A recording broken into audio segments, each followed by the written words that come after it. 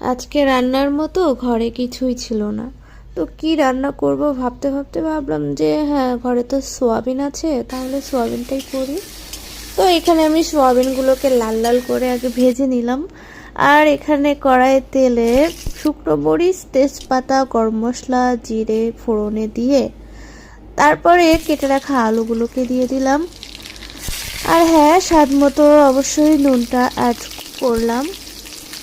আলুগুলোকে কিন্তু বেশ লাল লাল করেই ভেজে নিতে হবে।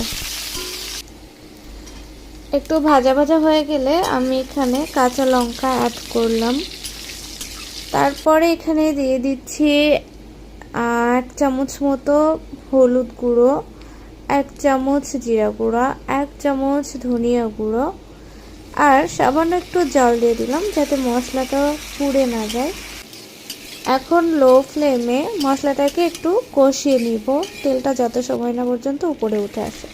তারপরে দেখো জল অ্যাড করে দিলাম পরিমাণ মতো। আমি এখানে 1 বাটির মতো জল অ্যাড করেছি। আর দিয়ে দিলাম স্বাদ মতো নুন। আমি এখানে 1 চামচ নুন দিয়েছি।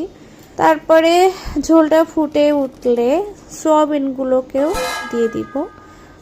তারপর কিছু সময় ঢাকা চাপা দিয়ে রান্না করে সবশেষে ভাজা জিরার গুঁড়ো, তারপরে গরম মশলার গুঁড়ো আর 1 চামচ মতো ঘি দিয়ে দিলাম।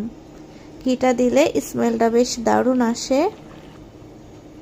আর একটু ময়দা জলে গুলিয়েও দিয়ে দিলাম, এতে স্বাদটা বেশ ভালো আসে। তো হয়ে গেল আমার সয়াবিন রান্না। ফোনে কেন যেন কালারটা ভালো আসছে না। যাই হোক, এই যে আমি সার্ভ করে নিলাম একটা বাটিতে।